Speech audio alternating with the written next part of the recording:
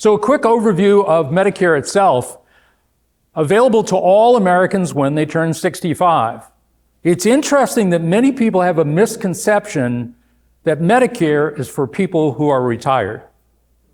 That's not necessarily true. Medicare was formed for people over 65, whether they're working or retired.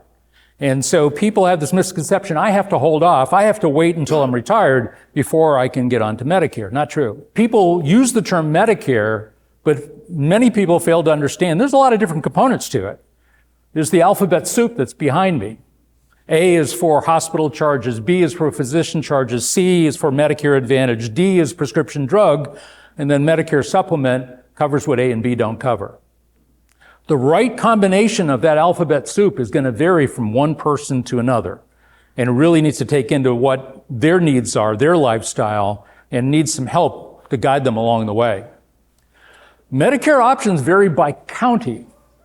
So what's available to you here in Mecklenburg County is not available to you in Union County. And so people don't understand that. Now, it was done because the federal government, when they started with Medicare Advantage, understood that healthcare is local. The network of physicians, the hospitals, the other clinicians that are in there are going to vary from county to county. So they wanted to give that flexibility to have the right kind of plans operating given the demographics of that particular county, but that leads to complexities as well. There are many nuances about Medicare that have financial consequences. And this was an eye-opening experience for me when I joined. So when I started working with individual people on Medicare, I had a friend who, very bright guy, had been in healthcare for a long time.